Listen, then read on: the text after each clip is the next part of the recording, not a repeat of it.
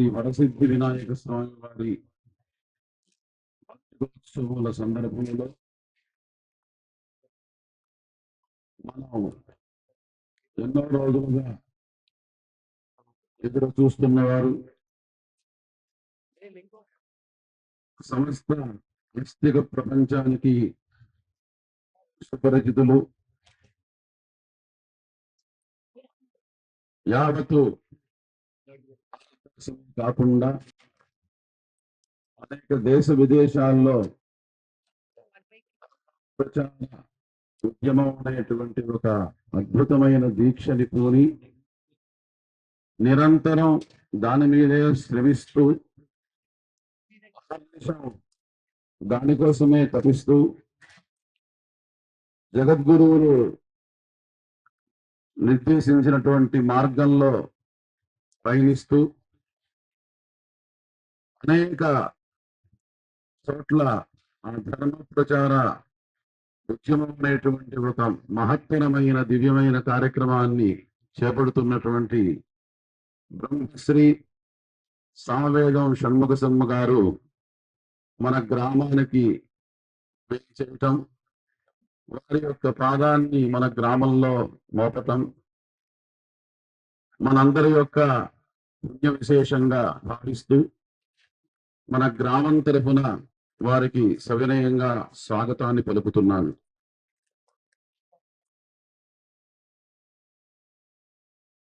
యదేవ విద్యయా కరోతి తదేవ వీర్యవత్తరం భవతి అని మనకి శాస్త్రం.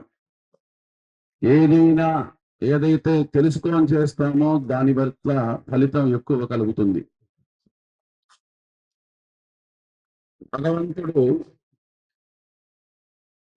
యుగ యుగాలకి కల్పకల్పాలకి అనేక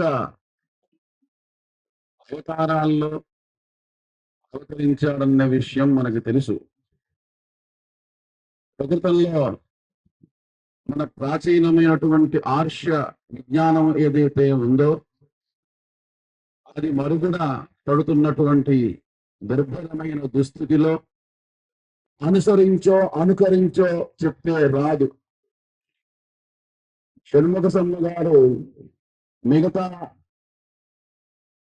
ప్రవచనకారులు వంటి వారు కాదు. వారు ఉపన్యాసం చెప్పాలి అంటే ఆ దేవతని ఉపాసన చేస్తారు.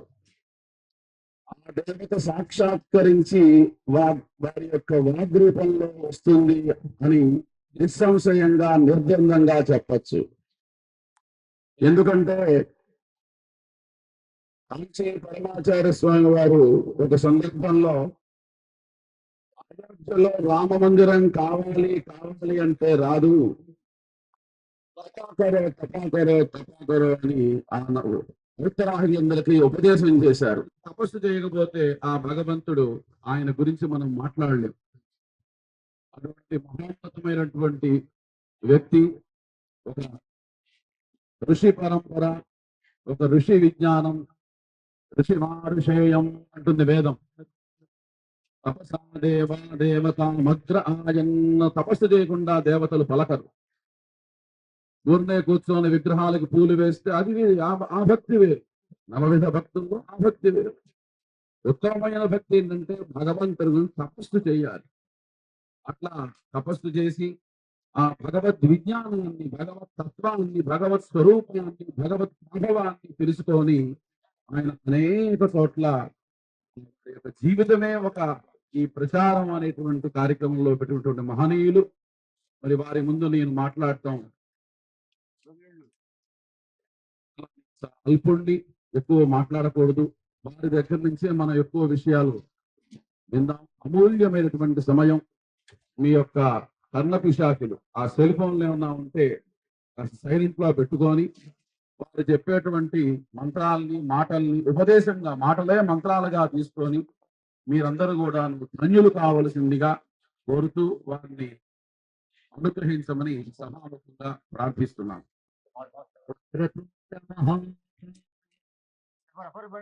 సూర్య సమప్రభా నిర్విఘ్నం కురు మే దేవ సర్వకార్యేషు సర్వదా శ్రీ వల్లభాసన క్లిష్టం దశహస్తం గజాననం గణనాథమహం వందే సర్వసిద్ధి ప్రదాయకం. నాతో పాటు అందరూ చెప్పండి. శివాయ గురవే నమః. శివాయ గురవే నమః. శివాయ గురవే నమః. శ్రీమాత్రే నమః. అందరూ చెప్పచ్చమ్మా. వాద్యకారులు సహాయ వాద్యం వాయిస్తున్న వాళ్ళతో పాటు చివరి నీళ్లు ఇస్తున్న వాళ్ళ వరకు అందరూ చెప్పచ్చు. శివాయ గురవే నమః. శ్రీ నమః. శ్రీ విష్ణు రూపాయ నమః శివాయ. శ్రీ గణేశాయ నమః. శ్రీ గణేశాయ నమః. శ్రీ గణేశాయ నమః. గురుభ్యో నమః. సిద్ధి బుద్ధి సమేత శ్రీ మహాగణపతి స్వామినే నమః. చామరు గ్రామంలో వెలసి అనుగ్రహిస్తున్న శ్రీ మహాగణపతి స్వామి వరసిద్ధి వినాయక స్వామి వారి పాదపద్మాలకు నమస్కరిస్తూ ఈ ఏడాది వారికి జరుగుతున్న ఈ వార్షిక బ్రహ్మోత్సవాల సందర్భంగా నాకు ఇవాళ ఇక్కడికి వచ్చే భాగ్యం కలిగింది స్వామి దయ వల్ల. అంతేకాదు చామరు గ్రామాన్ని కూడా ఇదే మొదలు చూడటం. ఈ గ్రామం గురించి నేను విన్నాను.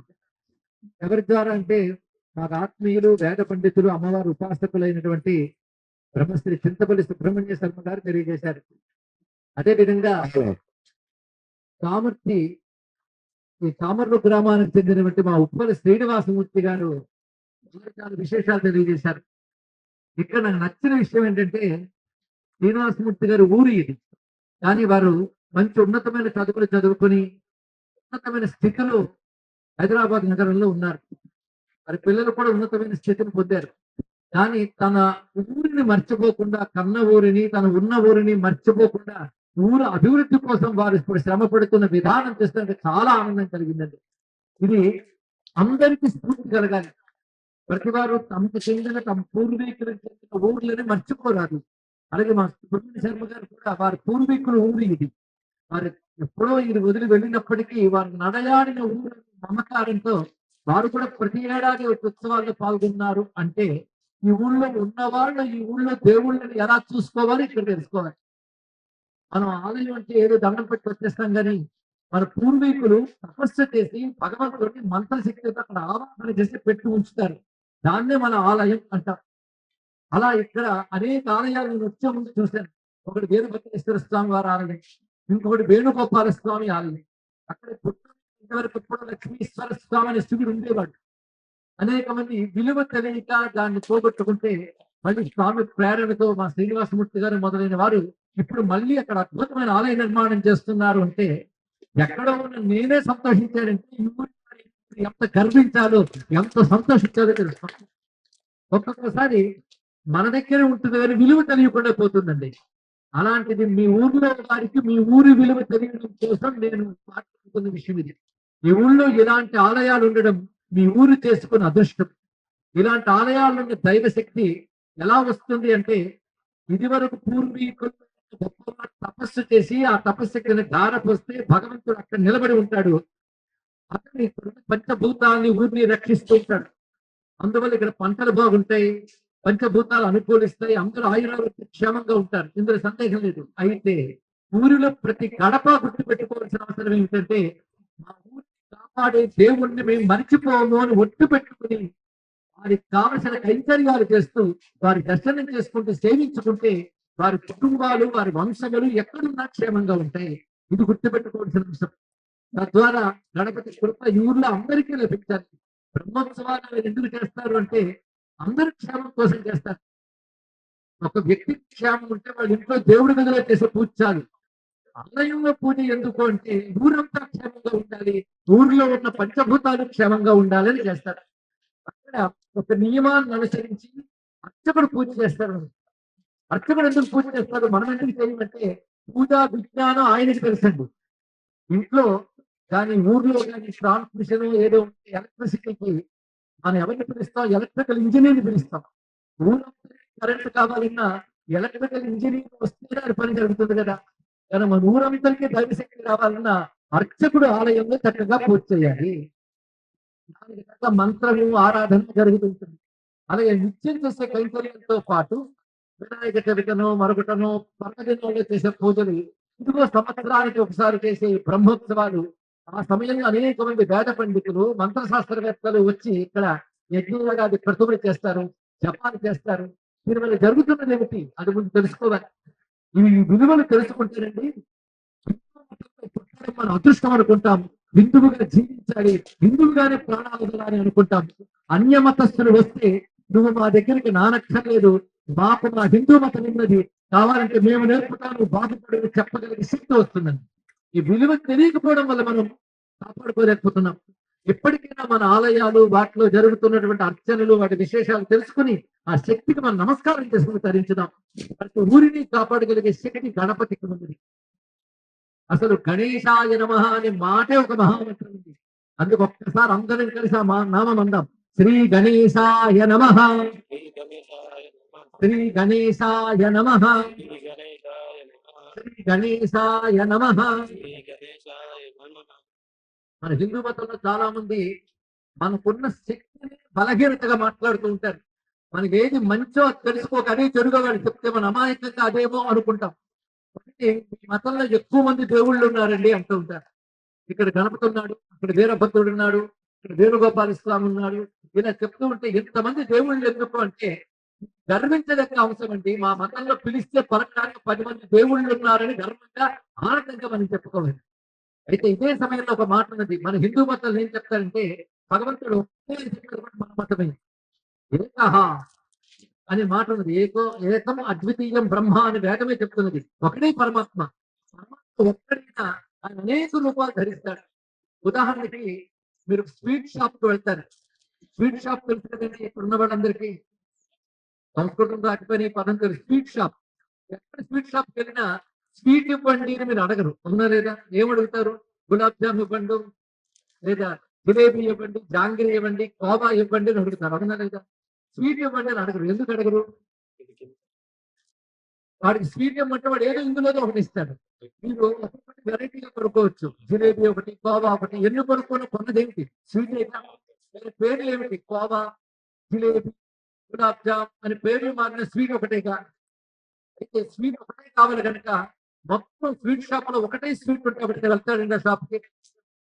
అన్ని రకాలు ఉంటే అన్ని రకాల స్వీట్ ఒకటే. అన్ని రకాల పదార్థాలు ఉన్నాయి. రుచి ఉన్నవాడు అన్ని రకాల పదార్థాలు తినట్టు, కానీ స్వీట్ ఒకటే కదా. అదే విధంగా పరమాత్మ ఒక్కడే అనేక దేవతల రూపాల్లో మనకు కనబడుతున్నాడు. ఇది బాగా తెలుసుకుంటే ఇన్ని దేవుళ్ళ రూపంలో ఉన్నవాడు ఒక్క భగవంతుడే. ఎందుకంటే మనకు అనేక రకాల అవసరాలు తీర్చడం కోసం భగవంతుడు అనేక రూపాలు ధరించాడు. ఎవరికి ఏది ఇష్టమో దాన్ని కొలుసుకోవచ్చు. ఒక్కొక్క సమయంలో ఒక్కొక్క ఆరాధన మన సంస్కృతిలో కనబడుతుంది. దసరాలు వస్తే అమ్మవారిని పూజిస్తాం, శివరాత్రి వస్తే శివుడిని పూజిస్తాం, వినాయక చవితి వస్తే గణపతిని పూజిస్తాం. ఇన్నిగా అయినప్పటికీ కూడా ఒక్కొక్క కాలంలో ఒక్కొక్క దైవంలో ఒక్కొక్క శక్తి ఉంటుంది. వేసవి కాలానికి ఒక శక్తి ఉంటుంది, వర్షాకాలానికి మరొక శక్తి ఉంటుంది, చలికాలానికి మరొక శక్తి ఉంటుంది, అవునా లేదా? అంతేగాని ఏదో ఒక్క కాలం కావాలంటే ఉంటుందండి. ఉంటే సృష్టి సాగదు. అనేక కాలాలు ఉంటేనే సృష్టి జరుగుతాయి. ఈ కాలాలు మనం సృష్టించేవో చెప్పండి, మనం తయారు చేసుకున్నామా? లేదు. ఎలాగైతే ఈ కాలాలు మనం తయారు చేసుకోలేదో ఈ శక్తులు కూడా మనం తయారు చేసుకోలేదు. పంచభూతాలు మనం సృష్టి చేసామా? లేదు. ఆ మాట పుస్తకం మన శరీరము, మన ఇంద్రియాలు మనం సృష్టి చేసామా? లేదు కదా. ఇదివరకు మన కర్మల్ని అనుసరించి భగవంతుని ఈ శరీరంలో శక్తులు నింపాడు. కాబట్టి మనం చెయ్యని భగవంతుడు అనేక రూపాలతో జగత్తు నిర్వహిస్తూ భగవంతుని కొలుచుకోవడానికి అనేక రూపాలు ధరించాడు. ఈ ధరించిన రూపాలు మనం తయారు చేసుకున్నవి కావు. ఒకప్పుడు తపస్సు చేసినటువంటి ఋషులకి ఆ భగవంతుడి రూపాలు కనబడ్డాయి. వాళ్ళు వేటిని చూసారో వాటిని వర్ణించి మనకు అందించి, మేము ఏ రూపాలను చూసామో మీరు ఆ రూపాన్ని జపించి పూజించి తరించండి అని మనకు వర్ణించి చెప్పారు. వాళ్ళు దర్శించండి మనకు వర్ణించారు. ఎందుకంటే మనం చూడలేదు కనుక, వాళ్ళు చూసేది కనుక వర్ణించమని చెప్పారు. అందుకే ఋషికి దర్శనం, సాధకుడికి ధ్యానం ఉన్నారు ఇక్కడ. మనం ధ్యానించే మూర్తి ఋషి దర్శించేది. అందుకని మనం ఇష్టానుసార మూర్తుల్ని ధ్యానించాం, శాస్త్రం చెప్పినట్లు ధ్యానిస్తాం, అంతే కదా. గణపతి అంటే ఆ తొండంతో ఉన్నవాడు, 4 చేతులు వాడు అంటే మనకు ఆ రూపం ఎలా తెలుసు? ఋషులు దర్శించారు, ఆయన ఆరాధించారు, ఆయన శక్తిని పొందారు.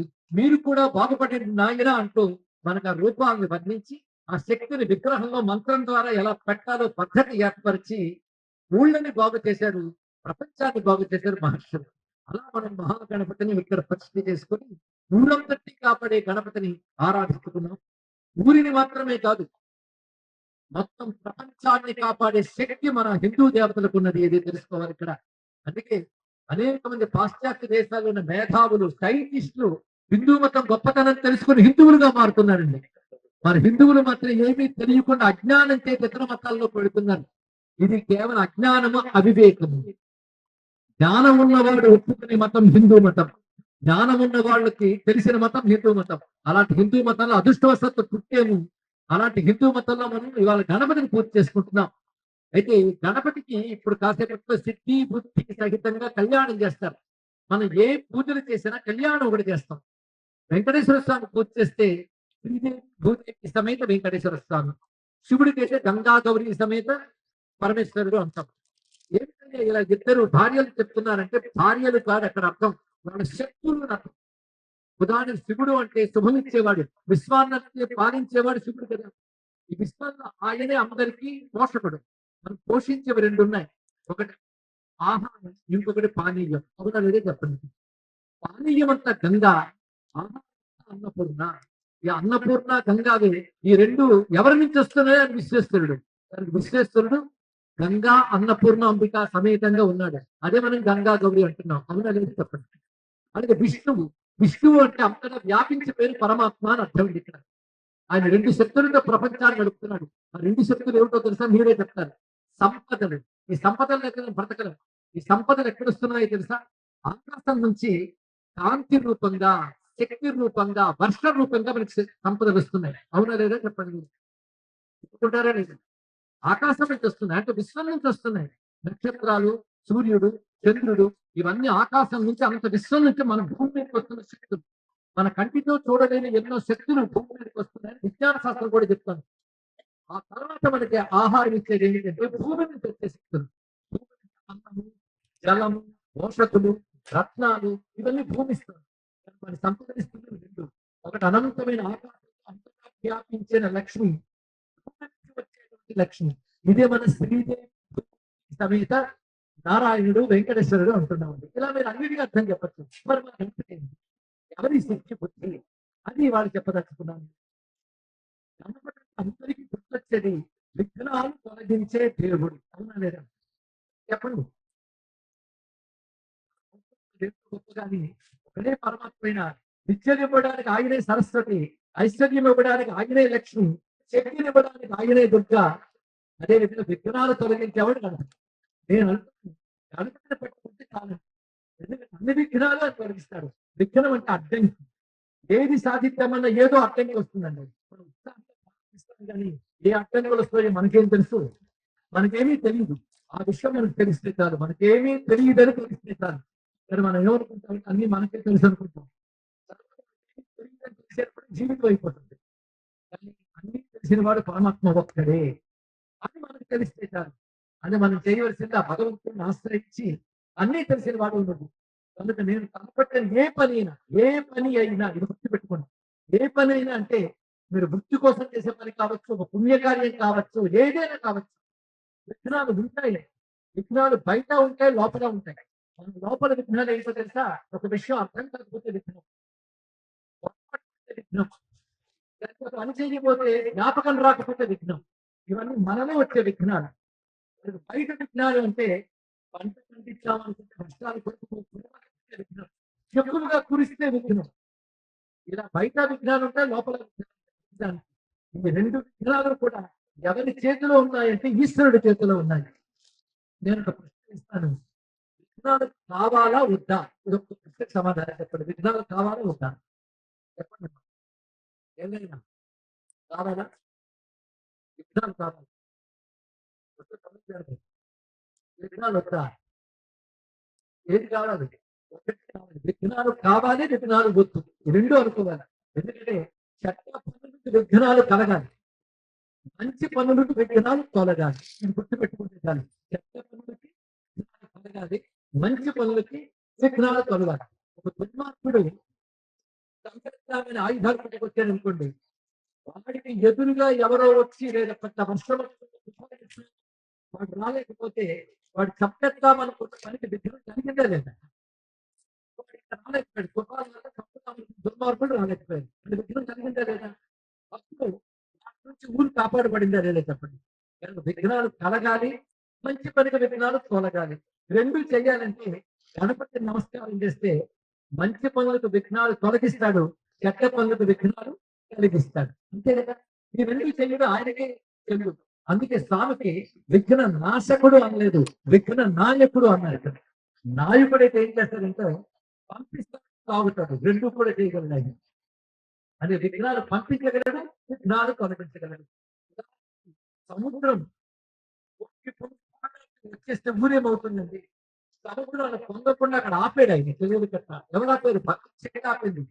కనుక విఘ్నం కలిగిందా లేదా? అది పంచభూతాలు కూడా ఎక్కడ ఆపాలో అక్కడ ఆపుతాడు. ఎక్కడ ఏది ఎలా నిర్వహించాలో అలా చేస్తాడు. కనుక ఎవడు పని చేయించే శక్తితో వాడి పని ఆపే శక్తిగా కూడా ఉంటాడు. వాడినే మనం గణపతి అన్నాం, విఘ్నేశ్వరుడు అన్నాం. ఎంత గొప్ప మాట. అలాంటి గణపతి మనకి శివపార్వతుడు వచ్చాడు. కానీ శివపార్వతుడే ఉన్నట్టు గణపతి. శివపార్వతుడు పెళ్లి చేసుకున్నట్టు గణపతి చేసుకున్న తెలుసా? ఎవడ గణపతి అని ఆలోచిస్తే సృష్టికి పూర్వం సృష్టికర్త అయిన బ్రహ్మదేవుడు సృష్టి చేద్దామని తాను ప్రయత్నిస్తుంటే ఆయనకి విఘ్నాలు వచ్చాయి. చిన్న పని చేస్తే మనకే విఘ్నాలు వస్తున్నప్పుడు పెద్ద పని తలపెట్టినప్పుడు ఆయన విఘ్నాలు రావాలి, ఆయనకి విఘ్నాలు వచ్చాయి. విఘ్నాలు అడ్డుకుంటుంటే ఏం చేయాలి? ఒక్కటి ధ్యానం చేయడం మొదలుపెట్టాడు, ప్రణవాన్ని ధ్యానిస్తున్నాడు. అందుకే బ్రహ్మదేవునికి మొదట వచ్చిన శబ్దం ఓంకారమే అని వేదము చెప్తున్నది. అలా ఓంకారం అంటూ ఉన్నాడు. ఓంకారం క్రమంగా ఒక జ్యోతిగా ఆవిర్భవించింది. ఆ జ్యోతి క్రమంగా ఒక రూపం స్వీకరించింది. ఆ రూపం ఎలా ఉన్నదంటే ఏనుగు ముఖంతో, 4 చేతులతోనూ, శిరస్సు నుంచి అంటే కంఠం నుంచి పై భాగం వరకు ఏనుగు ముఖం, కంఠం నుంచి పాదం వరకు నరుని శరీరంతో ఓంకారమే రూపం ధరించి కనబడింది. ఎవరికి? బ్రహ్మదేవుడికి. ఇది మొదట కనబడిన గణపతి స్వరూపము అన్నాడు. అప్పుడు ఆయన చూసి నమస్కారం చేసుకుంటున్నాడు. అదే ప్రణవ స్వరూప నిజవామకర విధులేఖ దట్టం అంటూ ముత్తుస్వామి దీక్షితుల వారు ఆయన్ని శ్రమించారు. ఆయన ఓంకార స్వరూపుడు. బ్రహ్మదేవుడు పరమశివుడికి నమస్కారం చేశాడు. స్వామి, నేను ఓంకారం జపిస్తూ నువ్వు కనబడ్డావు, కానీ ఓంకారమే నువ్వు. నాకు విఘ్నాలు నువ్వు తొలగించాలి అంటే ఓంకార స్వరూపుడైన నేను విఘ్నాలు తొలగించడం ఈ రూపం ధరించాను. నన్ను వక్రతుండ అంటారు అన్నాడు. ఈ స్వరూపం పేరు వక్రతుండ. వక్రతుండ వంకర కలిగిన కొండ ఉన్నవాడు. కొండ వంకర కలిగి ఉంటుంది. కానీ వక్ర అంటే వంకర కలిగిన కొండ కలవాడు అర్థం. ఆ స్వరూపాన్ని ధ్యానిస్తే ఏం చేస్తాడంటే మొదట వక్ర నుంచి వక్ర అంటే వంకరను తొలగిస్తాడు. వంకర వంకర బుద్ధులు ఉంటాయి. ఏ పని చిన్నగా జరిగిపోతే పర్వాలేదండి, అడ్డొస్తే వంకర వస్తుంది. వక్రం ఉంటే విఘ్నం అని అర్థం. వేదాంతంలో మాయ అని కూడా అర్థం. ఏమన్నా మాయని విఘ్నాన్ని తొలగించే పరమాత్మ ఎవడున్నాడో ఆయన వక్రతుండ అన్నారు. వక్రతుండ వచ్చే వంకర కలిగిన కొండము వాడిని అర్థం ఉంది. మాయని తొలగించేవాడు. మాయ తొలగితే కానీ మోక్షం లేదు. అని మాయను తొలగించేవాడిని వక్రతుండ అన్నారు అని వైదిక అర్థం చెప్పబడుతుంది. అందుకే దైవిక గుణమయ్యి మమమాయా దురత్యయ మమేవయ్యే ప్రపంచే మాయామేతాం తలంచే భక్తులు గీతలు చెప్పినట్టుగా మాయని దాటని ఎవరి వల్ల కాదు. ఆశ్రయించిన వాడు మాయ నుంచి దాటతాడు అన్నట్టు మాయని కూడా తొలగించగలిగే శక్తి ఉన్నవాడే వక్రతుండ. ఈ అర్థం తెలిసాక రోజు వక్రతుండ అనుకున్న చాలు మంత్రం ఉండేది. అలాంటి స్వామి గణేశ అని పేరు వచ్చింది. ఎందుకు గణేశ్వరుడు అంటే గణము అంటే అందరికీ తెలుసు. గణం అంటే అంటారు. ఇవాళ మీరు అందరూ గణమే. ఎందుకు తెలుసు? ఇవాళ గణపతి భక్త పని మీద మీరు అందరూ వచ్చారు, గణపతి కోసం వచ్చారు. గణపతి భక్తగా ఇంకా దేవుళ్ళు ఎంతో గణపతి తీస్తాను. స్త్రీలందరూ ఒక గణం, పురుషులందరూ ఒక గణం. అప్పుడు 2 గణాలు వచ్చాయి. అలాగే ప్రపంచంలో చూస్తే నక్షత్రాలు ఒక గణం, గ్రహాలు మరొక గణం. ఒక గ్రహం లేదు, అనేక గ్రహాలు ఉన్నాయి, అనేక నక్షత్రాలు ఉన్నాయి. అందులో భూమి ఒక గ్రహం. భూమి యొక్క భూమిలో చెట్లు ఒక గణం, వృక్షాలన్నీ ఒక గణం, పశువులు ఒక గణం, పక్షులు ఒక గణం, మనుషులు ఒక గణం, మళ్ళీ మనుషులు, స్త్రీలు, పురుషులు ఒక గణం. వృక్షాల్లో వాటిలో గణాలు వస్తాయి. మామిడి చెట్లు గణం, జామి చెట్లు గణం, ఇలా మీరు చూస్తే అన్ని గణాలు. ఇన్ని గణాలు మీరు లెక్క పెట్టినప్పుడు మీరు చూసుకోండి, మీరందరూ ఒక్కరే గణం. మీలో మళ్ళీ గణం ఉన్నది. ఏ గణమో తెలుసా? ఇంద్రియాలు. ఎన్ని ఇంద్రియాలు ఉన్నాయి మనకి? ఇన్ని ఇంద్రియాలు ఇస్తే మళ్ళీ గణం. కనుక ప్రపంచం అంతా గణం గణం గణం గణం. ఈ ప్రపంచాన్ని నడిపే ఈశ్వరుడు మాత్రం ఒక్కడే. ఇక్కడ ప్రపంచం అనేకము, పరమాత్మ ఏకం. కనుక అనేకమైన ప్రపంచాన్ని పాలించే ఏకమైన వాడెవడు, వాడే గణేశ్వరుడు, గణపతి అన్నాం. చూసారు ఎంత మంచి అర్థం ఉందో. కనుక శ్రీ గణేశాయ నమః అంటే మీలో ఉంటున్న ఇంద్రియాలు నడుపుతాడు, ప్రపంచాన్ని నడుపుతాడు. ఆయన మరో పేరు వినాయక. రోజు మీరన్న పేరుకి అర్థం చెప్తున్నా అంతే. ఎవడో మిమ్మల్ని అడుగుతాడు వినాయక అంటే ఏమిటి అంటే, తెల్ల మొహాలు ఇస్తే ఎలా అండి అర్థం చెప్పాలి. వినాయకుడు అనే మాటకి మనకి రెండు రకాల అర్థాలు ఉన్నాయి. వినయం, వినయనం అంటే అర్థం తీర్చిదిద్ది నడిపించేవాడు, లీడర్, నాయకుడు. నాయకుడు వినాయకుడు కావాలి. ఒట్టి నాయకుడికి ఏం లాభం? అసలు జగతీతి నాయక, నడుపువాడు. మామూలుగా నడపడం, నేను నడుస్తున్నాను నడవంటరా అని కాకుండా బుద్ధిని మార్చుతాడు. అవివేకవంతుని వివేకవంతులుగా మార్చుతాడు. బుద్ధికి జ్ఞానం ఇస్తాడు.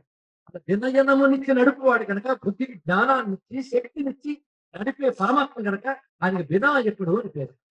అయితే మనకి బుద్ధి కావాలన్నా, మన గణాలు నడపాలని మనం ప్రార్థిస్తాం.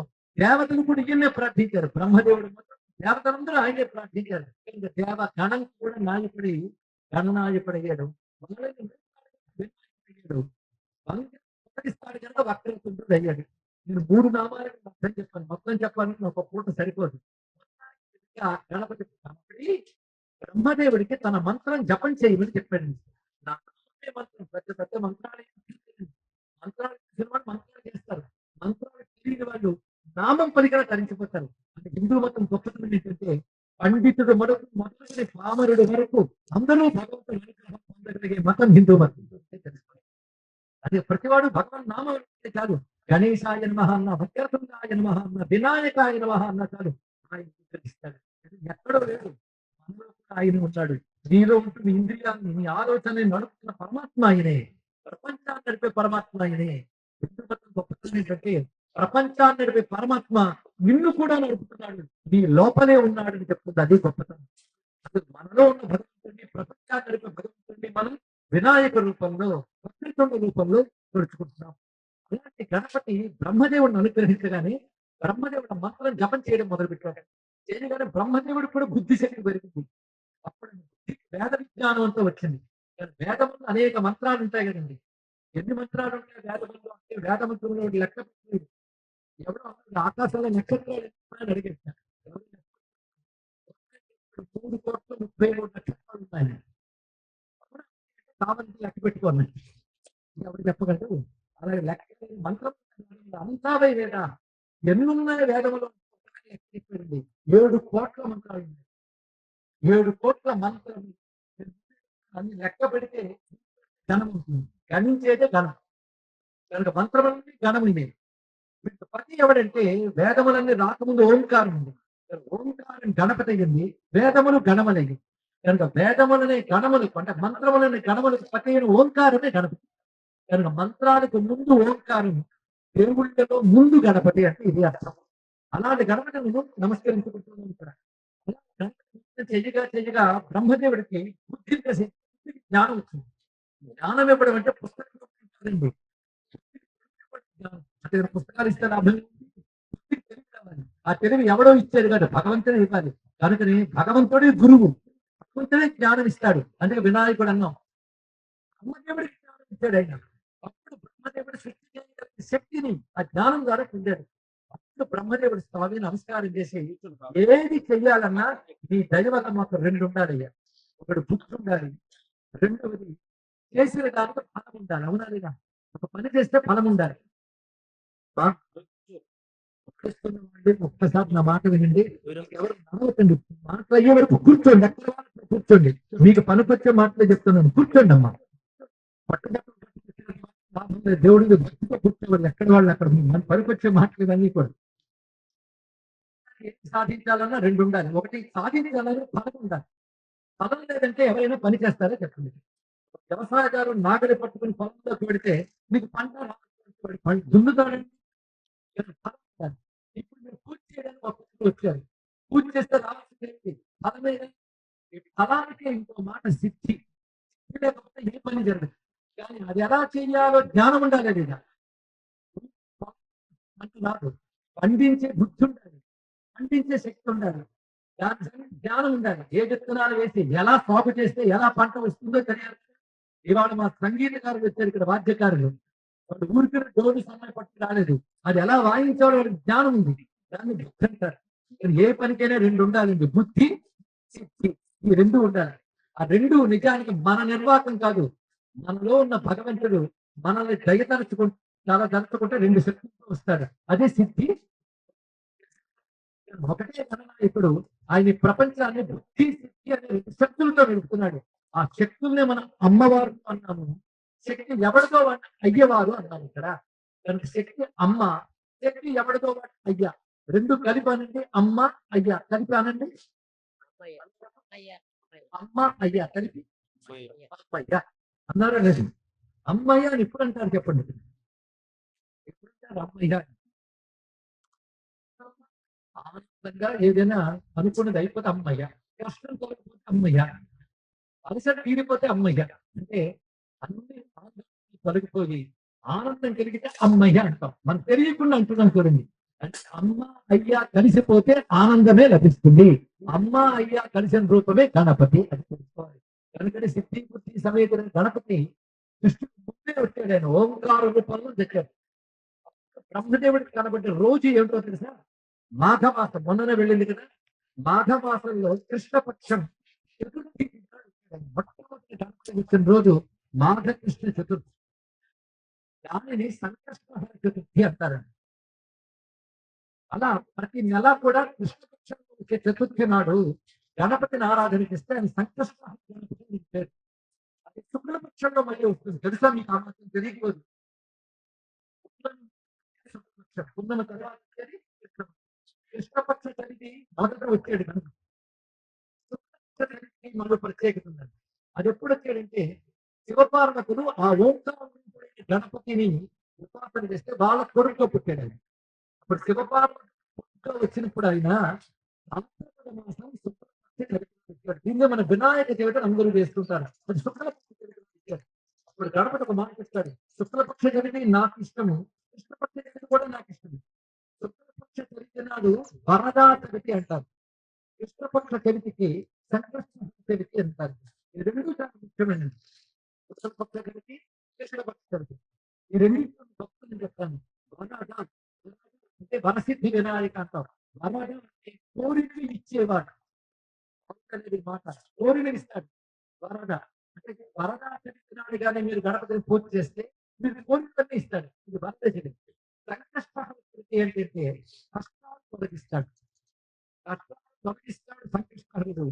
ఇష్టాలు కలిగిస్తాడు వరసిద్ధి వినాయకుడు. ఏది కావాలి ఇందులో? మళ్ళీ అడుగుతున్నాను. కష్టాలు తొలగాల, ఇష్టాలు కలగాల. ఇష్టమైనది కలగాల, కష్టమైనది తొలగాల. చెప్పండి అయ్యా, మీకే చెప్తున్నాను. ఏం కావాలి? రెండు కావాలి కదా. అందుకు మా స్వామి దయతలచి చేస్తే మీకు ఇష్టమైన ఇస్తాను, కష్టాలు కలిగిస్తానన్నాడు. బ్రహ్మదేవుడికే కష్టాలు కలిగించిన వాడు దేవతలకు కూడా అందుకే విషయం మాట్లాడారు. వాగీశాధ్యా సుమనసః సర్వాత్మ యం నత్వా కృతకృత్యాస్సు తం నమామి గజాననం. అలా వచ్చాడు. అయితే రావడం ఒక అర్థం ఉంది. శివపార్వతి వచ్చాడు, ముందున్నవాడే మళ్ళీ వచ్చాడు. అంతేగా అప్పుడు కొత్తగా రాలేదేమి. ఎలా వచ్చాడు అంటే మీకు తెలిసిన కథే చెప్తాను, తెలియని అర్థం చెప్తాను. నలుగు నుంచి బొమ్మ చేశారు. ఆవిడ స్నానానికి వెళుతూ చేపలని ఆయన పెట్టారు. శివుడు వచ్చాడు. శివుడికి ఆ గణపతికి యుద్ధం జరిగింది. అప్పుడు శివుడు అయితే తల తీసేశారు. తల తీసి ఏనుగు ముఖం పెట్టాడు. అవును కదా, ఈ కథ మీరు అందరూ విన్నారు. కానీ ఇందులో అర్థం ఉందండి, అది చెప్తున్నాను ఇక్కడ. మన ప్రతి కథలో తెలియదు, మనం తెలుసుకోవాలి. లేకపోతే మనం సమాధానం చెప్పలేకపోతున్నాం. పూజలు చేసుకుంటే చాలు, గుళ్ళకి వస్తే చాలు అనుకుంటున్నాను కానీ తెలుసుకునే తెలివి ఉండాలి. అందుకే నేను చెప్తున్నాను ఇప్పుడు మీకు. దీని అర్థం ఏంటో తెలుసా? అమ్మవారి మనం చూసిన ప్రకృతి అమ్మవారు. ఈ ప్రకృతి ఎవరి చేతిలో ఉందో వాడు ఈశ్వరుడు, ఆయన పురుషుడు అంటారు. ఈ ప్రకృతిని పురుషులతోనే జగత్తంతా ఉంది. అంటే ఈశ్వరుడు లేకపోతే పని చేయదు. ప్రకృతి లేకపోతే ఈశ్వరుడు ఎక్కడ పని చేస్తాడు? మన ప్రకృతి పురుషుడు కానీ ఒకటిగానే మనం తెలుసుకోవాలి. ఇప్పుడు అమ్మవారి శరీరం నుంచి రూపం తీశారంటే ఎవరైతే అమ్మవారి ప్రకృతితో తయారైంది శరీరం. శివుడు ఏం చేశాడంటే ఆ తల తీసి ఏనుగు తలపెట్టాడు. అంటే తన చేతితో తల పెట్టాడు. అమ్మ చేతితో ఒళ్ళు తయారైంది, అయ్య చేతితో తల తయారైంది. ఇప్పుడే స్వామికి కంఠం నుంచి పాదం వరకు ప్రకృతి, కంఠం పైన పురుషుడు. ఇప్పుడు మీకు ప్రకృతి పురుషుడు కలిసి గణపతిగా కనబడుతున్నది. కనుక కంఠం నుంచి పాదం వరకు అమ్మవారి ఇచ్చిన రూపం, కంఠం నుంచి పైన శివుడు ఇచ్చిన రూపం, రెండూ కలిపితే గణపతి శివపార్వతుల ఏకస్వరూపం అని తెలుసుకోవాలి. ఇక్కడ ఇంకా అమ్మయ్య అనుకుంటా, అమ్మ అయ్యా అమ్మయ్య దండం పెట్టుకోవచ్చు. గణపతిని చూస్తే అన్ని అమ్మయ్యారండి. ఎందుకంటే విగ్రహం ఎలా తొలుగుతుందా టెన్షన్ వస్తుంది. తొలగిపోతే అమ్మయ్య అంటారు. అమ్మ అయ్యల ఏకరూపమైన గణపతి నమస్కారం చేసుకుంటే అందరూ అమ్మయ్య అని హాయిగా పెట్టుకోవచ్చు. ఎంత చక్కగా ఉంది. ఇలా గణపతి కనిపించారు ఎప్పుడు సృష్టికి పూర్వమే కనిపించాడు. సృష్టికి పూర్వమే పురుషుడు ఉన్నాడు. ఆ రెండింటి రూపం నేనే అనేది ఓంకార రూపం నుంచి బ్రహ్మదేవుడు కనబడుతుంది. బ్రహ్మదేవుడు తపస్సు చేసే మాట్లాడు, నాకు నువ్వు ఇచ్చిన బుద్ధి సిద్ధి మీద నీ స్వరూపాలే కనుక నా బుద్ధి సిద్ధి నాది కాదు, నీవే అని ఆయనకి అర్పణ చేశారండి. బ్రహ్మదేవుడి నుంచి వచ్చిన సిద్ధి బుద్ధి శక్తుల్ని గణపతికి ఇచ్చి వివాహం చేశాడు అని చెప్పారు. ఇక్కడ దీన్నే మనకు అర్థమయ్యే భాషలో వివాహం అన్నారు. సిద్ధి బుద్ధి బ్రహ్మదేవుడు బుద్ధిపరంగా చెప్పబడుతున్నాయి. ఆ రెండింటిని గణపతికి ఇచ్చి వివాహం చేశాడు. ఆ రెండింటితో గణపతి అంతర్ధానం అయ్యాడు అని చెప్పారు. ఈ సిద్ధి బుద్ధి గణపతిని లక్ష్మీ గణపతిని కూడా అంటారు. ఇలాంటి గణపతిని ఆరాధించుకునే భాగ్యం మనకి ఇవాళ కలుగుతుంది.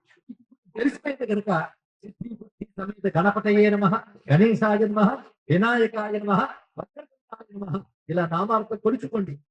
గుర్తు చేసుకోండి చాలు. ఎందుకంటే జ్ఞానంతో చేస్తే శక్తి ఎక్కువ, తెలిసి చేసే దానికి శక్తి ఎక్కువ. వచ్చేసారు తెలిస్తే ఇప్పుడు ఎంత శక్తి వస్తుందో. ఇలా మీరు ఇప్పుడు కానీ కళ్యాణం చేస్తే మీ అందరిలో శక్తి అనుగ్రహం లభిస్తుంది. ఏం కావాలి? అయితే రెండు ఉండాలంటే మనకి. ఉంటే నమ్మకం ఉండాలి, ప్రేమ ఉండాలి. ఈ రెండు ఉంటే దేవుడు మనవాడైపోతాడు. మంత్రమక్కర్లేదు, తంత్రమక్కర్లేదు. అవి వస్తే అహంకారం పెరుగుతాయి. అహంకారం పెరుగుతుంది కానీ ప్రేమ రాదు. కానీ అహంకారం కంటే గొప్పది ప్రేమ. ప్రేమతో గణపతిని పట్టుకుంటే తరించిపోతారు. ఒక కథ చెప్తాను, ఇది జరిగిన కథ. ఒక మహర్షి ఒక చెట్టు కింద తపస్సు చేసుకుంటున్నాడు. ఈ లోపల దారి దాచే దొంగ, అడవుల్లో తిరిగే దొంగ ఆయన ఉన్నాడు. వాడి పని ఏమిటంటే కిరాతకుడు. పక్షుల్ని వేటాడతాడు, జంతువుల్ని వేటాడతాడు. అడవుల్లో పోయి వాడిని దారి కాచి వాడిని సంహరించి ధనం దోచుకుంటుంటాడు. అలాగే బ్రతికాడు బ్రతుకంతా. అలాగే పెళ్ళాం పిల్లలు పోషించాడు. చాలా కాలం జరిగిపోయింది. వేటాడాలని అడవులోకి వెళ్ళాడు. ఏ దురదృష్టమో ఆహారం దొరకలేదు, ఏ జంతువు దొరకలేదు. అడవులో చాలా దూరానికి వచ్చేసాడు. ఎండ బాగా పట్టి ఉంది, దాహం వేస్తుంది. ఈ లోపల అక్కడ ఒక కోనేరు కనబడింది, పెద్ద సరస్సు. ఈ సరస్సులో దిగి స్నానం చేశాడు. ముందు పాపం పోవాలని స్నానం చేశాడండి. స్నానం చేసి ఒడ్డు పెట్టాడు. ఆకలిస్తుంది. ఉదయం నుంచి బయలుదేరిపడే తినలేదు, ఆకలిస్తుంది. పైగా దారి కాచి దోచుకోవడం, వేటాడటం అలవాటైనటువంటి వాడికి, అయ్యా మీకు చెప్తున్నాను,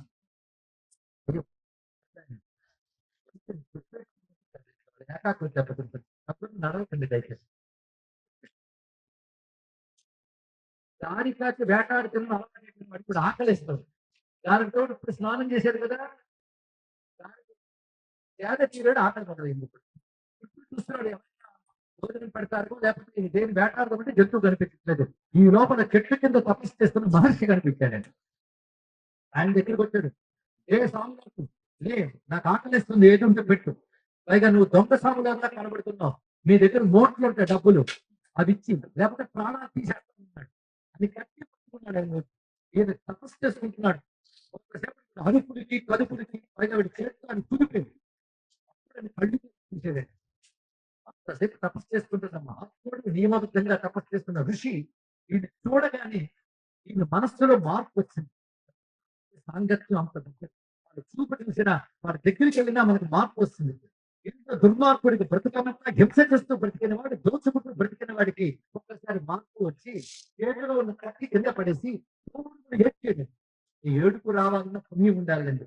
ఏడ్చాడు. ఏడ్చి పెద్దానికి దండం పెడుతూ నేను ఎన్నో పాపాలు చేసి సంపాదించాను. ఎందుకంటే అధికంగా సంపాదించిన డబ్బే మనల్ని కాపాడుతుంది. అవినీతితో హింసతో సంపాదించిన ధనం ఎప్పటికైనా మనల్ని బాధించి తీరుతుంది తెలుసుకోవాలి. ఎంతకాలం ఈ శరీరం పోషించుకున్నాను. ఇప్పుడు ఈ శరీరం మీద నాకు అసహ్యం వేస్తున్నాను. ఈ పాపం నేను ఏం చేయాలి? నాకు భగవంతుని అనుగ్రహం కలగాలంటే ఏం చేయాలి? ఏం చేయలేదు. ఎవరికైనా ఈ పాపం కలుగుతుందని పాపం పోవాలి, దేవుడు అనుగ్రహం కావాలి ఎవరైనా అనుకుంటారా? నా పిల్లలకి పెళ్లిళ్ళు కావాలి, నాకు డబ్బులు కావాలి ఇలా అనుకుంటాను కానీ నేను శుద్ధుడిని కావాలి, ఈశ్వరుడు దయ చూపించాలని అనుకో. ఇతను అనుకున్నాడు.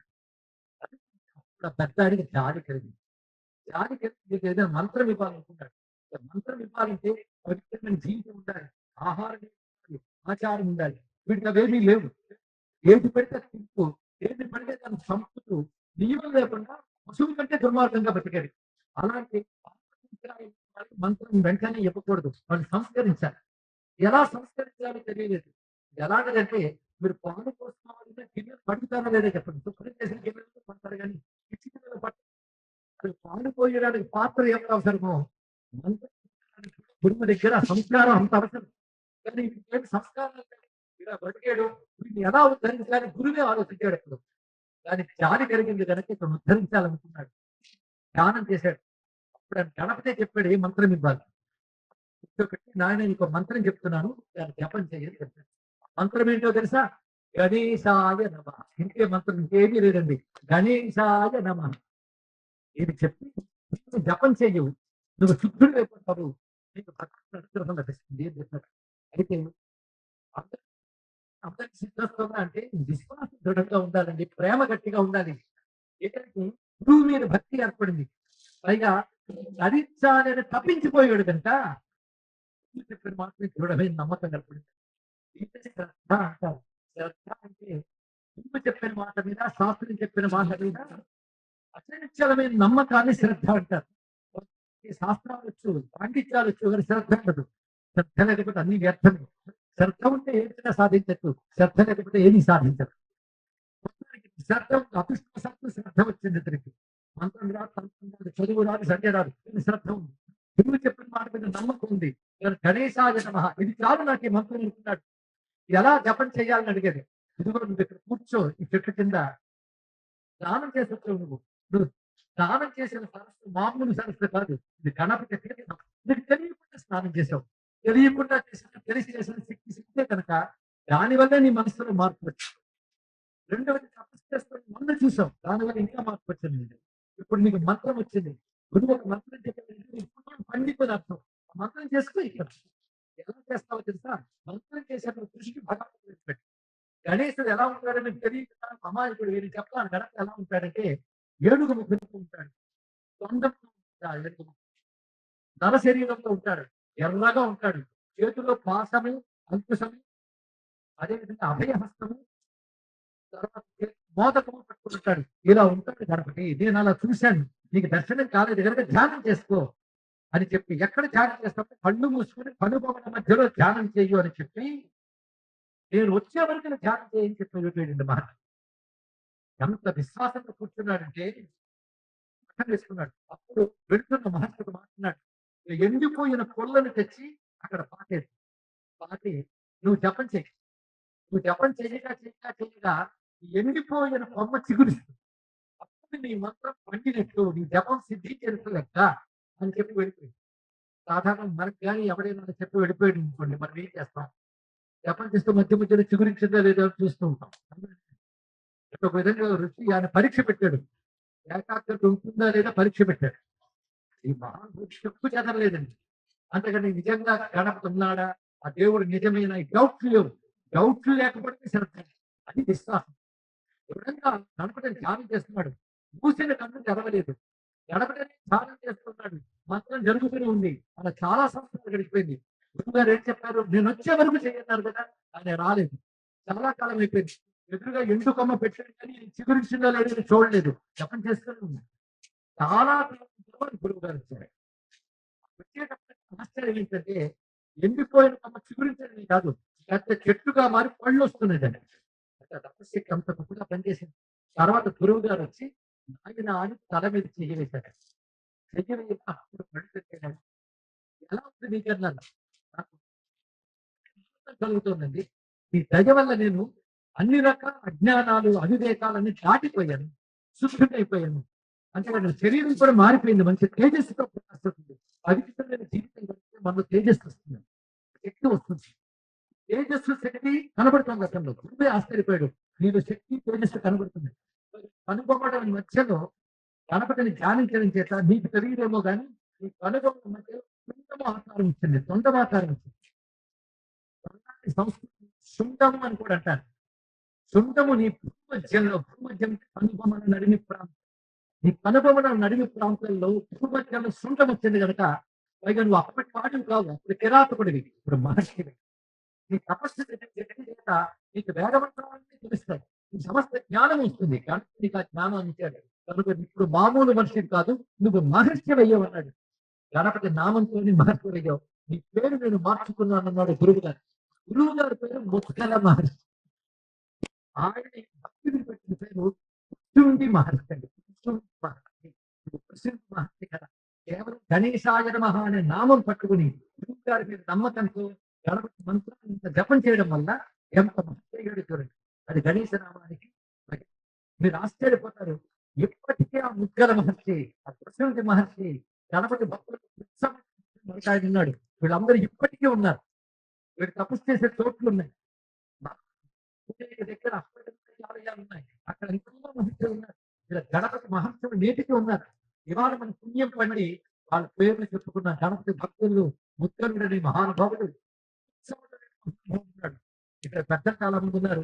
గణానాంత గణపతికి భవామహే మంత్రం చెప్తారు. ఆ మంత్రాన్ని దర్శించిన మహర్షి కృష్ణుడు. ఆయనకి పెద్ద కథ ఉంది. ఆయన గణపతి భక్తుడు. ఆయన భక్తులు గణపతి సిద్ధులు ఆ గణపతిని తపస్సు చేసి ఆ రూపాన్ని చూసి మన కోసం ఈ విగ్రహాన్ని నిర్మించి మీరు పూజించండి అని నామాలు ఇచ్చారండి. ఇలాంటి ఎందరో మహర్షులు మనకి ఇచ్చిన జ్ఞానం పేరే హిందూ మతం. హిందూ మతం అలాంటి గణపతిని ప్రార్థన చేద్దాం. ఓంకార రూపైన గణపతి అనుగ్రహాన్ని మనందరం పొందుదాం. అలాంటి గణపతిని ఈ ఊర్లో మీరు చక్కగా కొలుచుకుంటూ సిద్ధి బుద్ధి సమేతమైన గణపతిని ఆరాధన చేస్తున్నారు. సంవత్సరం పాటు రోజు స్వామి పూజ జరుగుతుంది. అంతేకాదు ఇక్కడ అర్చన స్వామి అని ఒక మాట చెప్పారు. ఆయన ప్రతి మాసం వచ్చి సంకష్టాల చేత హోమం చేసుకున్నారు. ఇక్కడ ఏం కావాలండి? అలాంటివి చేసినప్పుడు హోమం నుంచి వచ్చే ధూమం మంత్రంతో వేస్తుంది. అది గాలిలో వ్యాపించి అక్కడ శక్తివంతమైపోతుంది. కానీ ఊరు శక్తివంతమైపోతుంది ప్రతి మాసం చేసే హోమాల వల్ల. కానీ మీ పని ఒక్కటే, హోమాలకు రండి, ఆ దేవుడి దగ్గర వెళ్ళి దర్శనం చేసుకోండి. ఆయనకి ఇచ్చే గరిక ప్రసాదంగా పుచ్చుకోండి చాలు. ఒక గరిక మనం అనుకరిస్తుంది. అంత శక్తివంతమైంది. ఒకప్పుడు యముడు శక్తి నుంచి ఒక అనలుడు అనే శక్తి వచ్చింది. యముడు నుంచి. యముడు అంటే కాలస్వరూపుడు, కాలం. శక్తి అనలుడు వచ్చాడు. ఇతడు ఒక రాక్షసుడే కూర్చున్నాడు. ఈ అనలుడు రాక్షసుడై దేవతలు కూడా ఇబ్బంది పెట్టాడు. అనలుడు అంటే అగ్ని నష్టం. వీడు కాలాగ్ని స్వరూపుడు. దానికే విఘ్నం అనేటాడు. కాలం విఘ్న అని శాస్త్రం చెప్తోంది.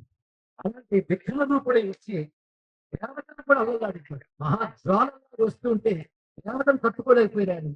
కాలంలో దాంతో దేవతను జ్వాలం రూపంలో బెదిరించి పాల్గొని వహించాడు. మానవుడి కంటకంగా మారాడు. ముల్లోకాన్ని బాధించడం మొదలు పెట్టాడు అనలాసుడు. అప్పుడు దేవతలతో వెళ్ళి బ్రహ్మదేవుడు ప్రార్థన చేశారు. ఏం చేయాలని అడిగారు. అప్పుడు వెళ్ళి కైలాసంలో పార్వతీ తనయుడు ఉన్నాడు, ఆయన ప్రార్థించండి అని చెప్పాడు గణపతి. బ్రహ్మదేవుడు చెప్పగానే వాళ్ళు కైలాసానికి వెళ్ళి గణపతిని ప్రార్థన చేస్తే మీరు పరిచయండి, మళ్ళీ ఆ రాక్షసుడు యుద్ధానికి వెళ్ళండి అని చెప్పాడు దేవతలు. వాడు తట్టుకోలేక మేము పారిపోతే మళ్ళీ వాడిని పిలవమంటుంటే నేను చెప్పినట్టు చేయండి అన్నాడు. వీళ్ళందరూ వెళ్ళి మళ్ళీ ఆ దేవతలు రాక్షసుని చూసి రా యుద్ధానికి అన్నారు. ఇప్పుడిప్పుడే దెబ్బతిని దాకా యుద్ధానికి వస్తారని మళ్ళీ అగ్ని రూపంలో వస్తున్నారు. దేవతలు వాడితో యుద్ధం చేస్తున్నారు. వాడి జ్వాల రూపంలో ఇంటికి వస్తున్నారు. వస్తుంటే వీళ్ళు వెనక్కి వెళ్ళిపోతున్నారు. అలా వెనక్కి వెళుతూ వెళుతూ గణపతి ఎక్కడ ఉన్నాడు అక్కడికి వచ్చి వీళ్ళందరూ వెనక్కి వెళ్ళిపోయారు పూర్తిగా. ఇప్పుడు ఎదురుగా గణపతి చిన్న రూపంలో నిలబెట్టాడు. ఆయన బాలగణపతి రూపంలో నిలబెట్టాడు. ఎదురుగా అనలాసురుడు అగ్ని రూపంలో కనబడుతున్నాడు. ఈ చిన్న గణపతిని చూసి అనలాసురుడికి బుద్ధి వచ్చింది. నువ్వు ఎవరివి అన్నాడు. కొడుకుని అన్నాడు. పాపం దేవతలైన ముందు నిలబడి పారిపోయారు. నువ్వు పక్కకి తప్పుకో అన్నాడు. నేను పక్కకి నన్ను నాతో యుద్ధం చేసిన అక్కడికి వెళ్ళన్నాడు. పాపం చిన్నపిల్లవాడు కదా, నీతో యుద్ధం ఏంటి అన్నాడు. నేను చిన్నపిల్లవాడినా, అయితే చిన్నపిల్లవాడిని కాగలను లేకపోతే పెద్దవాడిని రెండు కాగలను చూడు అని పక్కన మహా సూర్యకోటి సమప్రభ అని తన శరీరాన్ని పెట్టేది గణపతి చూస్తూ ఉండగానే అంతా తానే కనబడుతున్నాడు. అలాంటి గణపతి అనలాసురుడు తన జ్వాల తాను పెట్టేది కానీ గణపతి అంత తీసలేకపోయింది. అప్పుడు గణపతి ఏం చేశాడంటే అనలాసురుడిని మొత్తం ఇలా పట్టి ముద్ద చుట్టూ మింగేశాడు. అంత అగ్నిని మింగివేశాడు. దేవతలందరూ సంతోషించి గణపతికి జయ జయధ్వానాలు కొరికారు. కానీ గణపతి మళ్ళీ చిన్నపిల్లవాడు అయిపోయాడు. దేవతలు కనబడుతున్నాడు. అనలాసురుడి పని పూర్తయిపోయింది.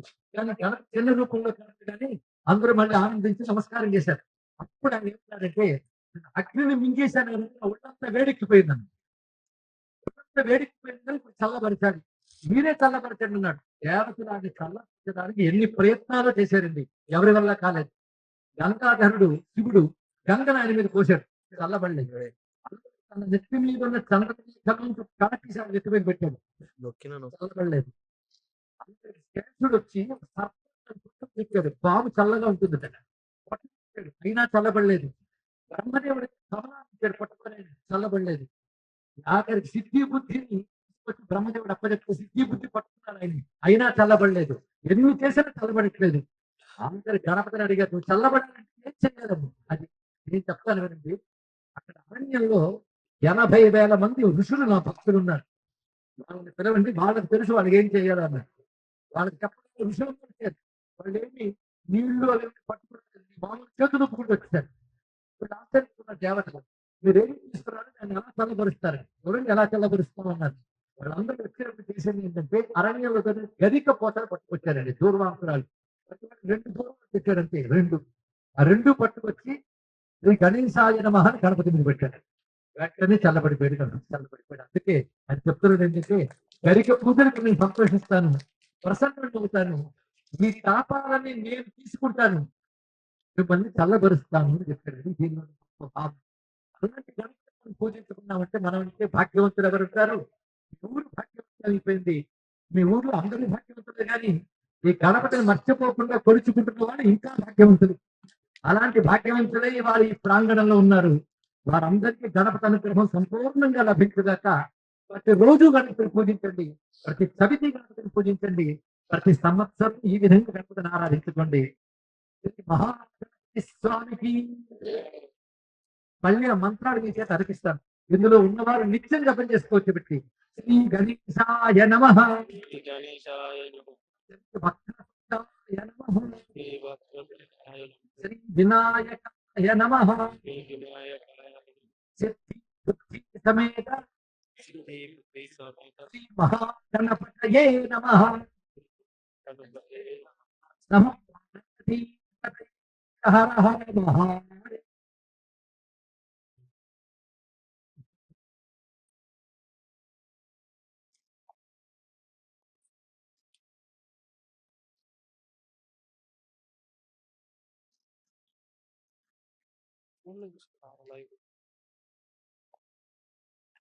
కనెక్ట్ చేసే ఆడియో క్లారిటీ అవుతుంది, గుంజుతలేదు అంత నెట్. అని చూపి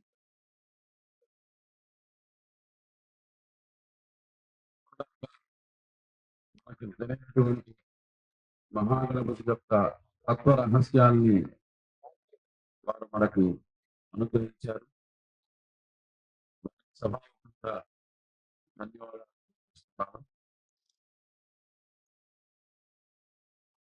దీపావళి రోజున కాశీ విశ్వనాథుని సమక్షంలో ప్రార్థించే అయ్యా మా స్వగ్రామానికి రావాలని ఆ రోజు మనకు ప్రస్తావన చెప్పారు. ఎందుకంటే నాకు కూడా షణ్ముఖశర్మ గారు సుమారుగా 20 సంవత్సరాల పైచిలుగ్గా తెలుసు. యాదృచ్ఛికంగా కాశీలో ఒకే అపార్ట్మెంట్ లో ఉంటున్నాం, అదొక అదృష్టం.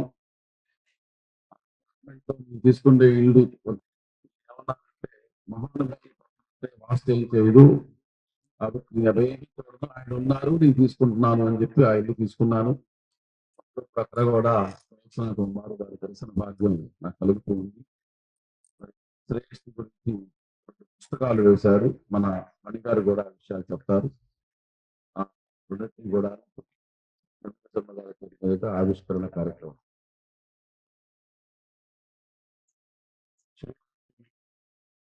శ్రీ గణేశాయ నమః.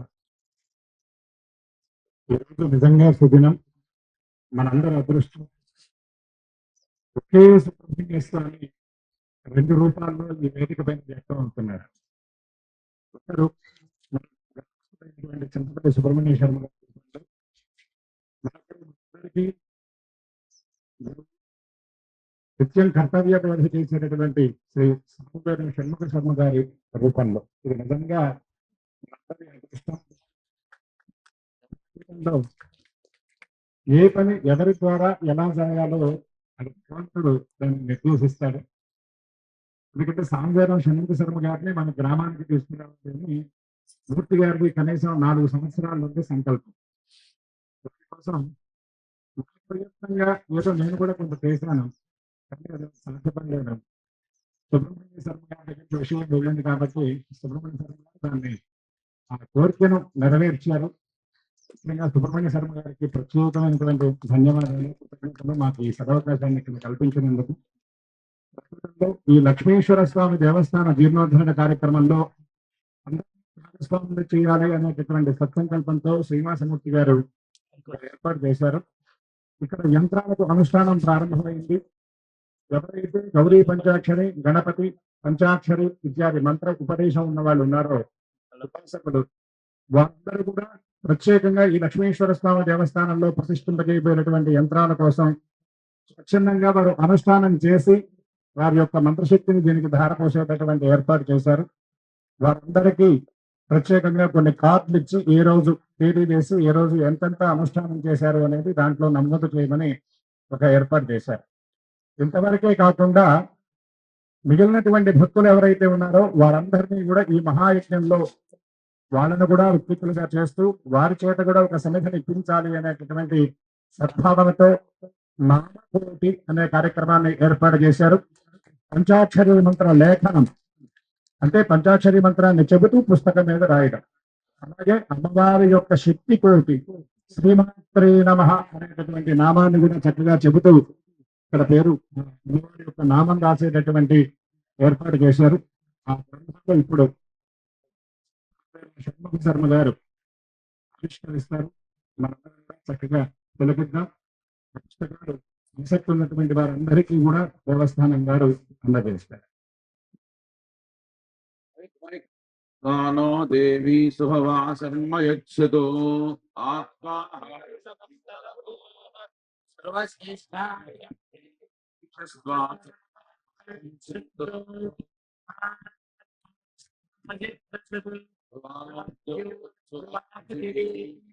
విశ్వమిదం జగద్గురు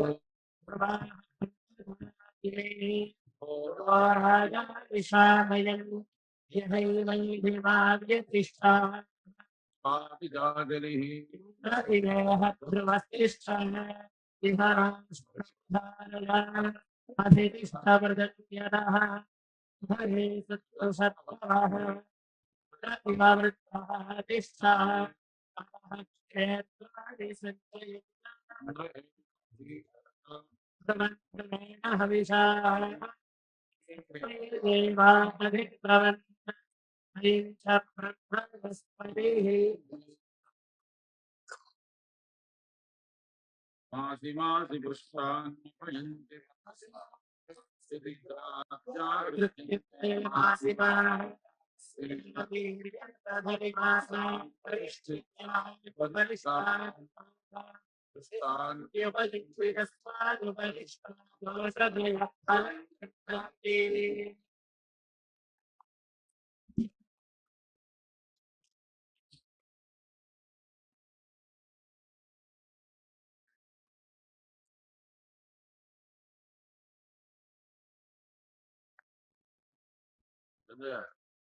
గొప్ప విషయం. ఇక్కడ మళ్ళీ మన లక్ష్మీశ్వర స్వామి ఆలయాన్ని పునరుద్ధరణ చేస్తున్న విషయం చాలా ఆనందం కలిగింది. ఎందుకంటే శివాలయం కానీ ఊరిలో చక్కగా ఉంటే ఊరంతరికి పంచభూతాల శాంతికి క్షేమం లభిస్తుందండి. శివుడు అంటే శుభస్వరూపుడు, క్షేమస్వరూపుడు కదా. అలాంటి ఆనందం ఊరిలో రాబోతున్నట్టు ఊరు భాగ్యం పండింది. అతి త్వరలో ఈ ఊరు చామర్రు అనే ఊరు భారతదేశంలోనే గొప్ప గ్రామంగా పొందుతుంది. అందులో సందేహం లేదు. శివానుగ్రహం ఉంటే అలా జరుగుతుంది. అది గణపతి వాళ్ళ నాన్నగారిని తీసుకొస్తున్నాడని మనకు తెలుస్తుంది ఇక్కడ. అలాంటి శివుడు శక్తి కూడా ఆలయంలో రాబోతున్నారు. మీరందరూ ఇందులో పాల్గొనాలి. ఇక్కడున్న మీరు పాల్గొనడమే కాకుండా ఇంకందరి చేత పాల్గొనేలా చేసినట్లయితే మీరు బాగుంటారు, మీ ఇల్లు బాగుంటుంది, మీ ఊరు బాగుంటుంది, దేశం బాగుంటుంది.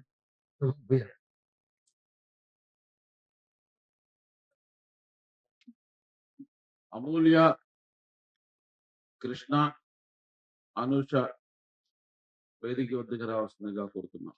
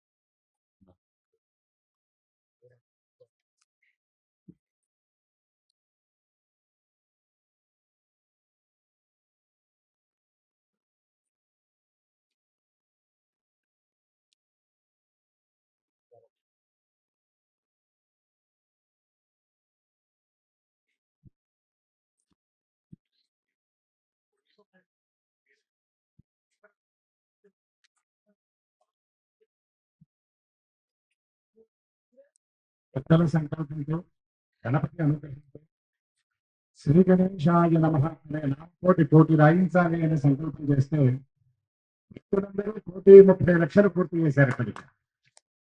అలాగే లక్ష్మీశ్వర స్వామి గారి అనుగ్రహంతో గారి శివకోటి, అలాగే శ్రీమాత్రే నమః అనేటటువంటి అమ్మవారి నామకోటి కూడా ఇంతే విధంగా పూర్తవ్వాలని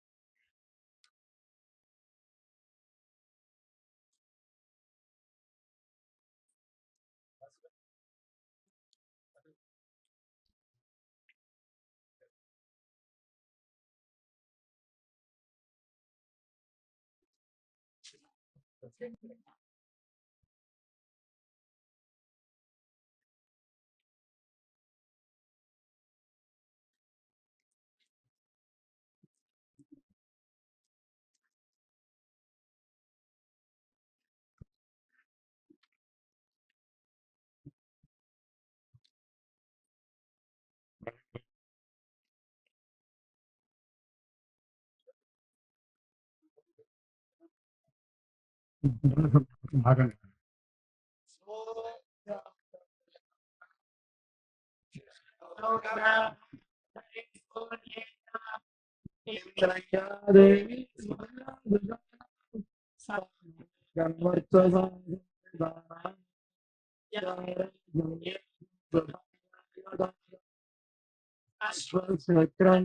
పురుషస్య మాయో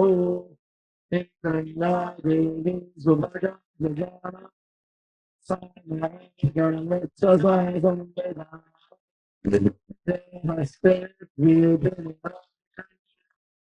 శిఖరశ్రేషు పురుషేషు దేశో ఇంద్రయ్యా దేవి సుభగా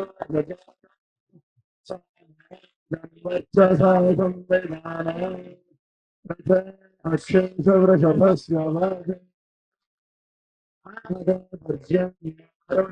సుష్మే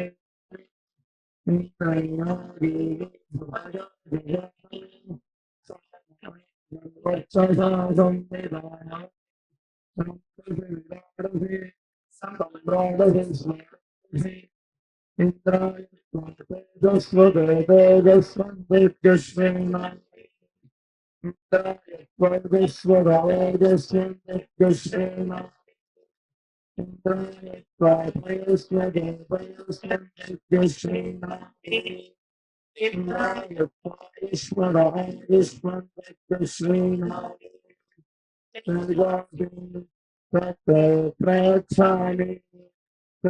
స్వరస్తు ముఖం స్వచ్చిరాస్తు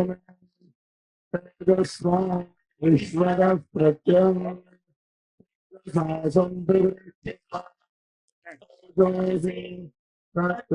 ప్రయత్నాన్ని స్వరస్తు ముఖం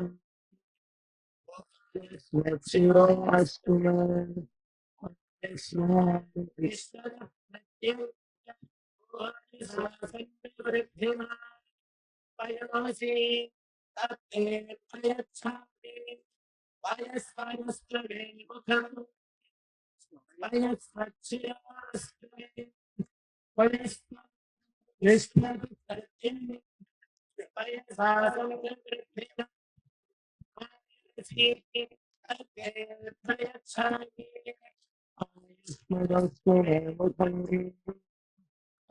స్మచ్చిరాస్తు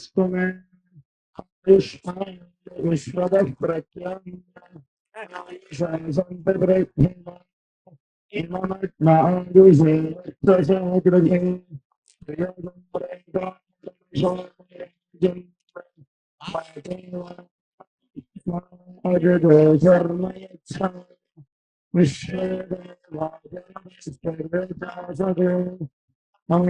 విశ్వాయురసి సర్వాయురసి సర్వైరసి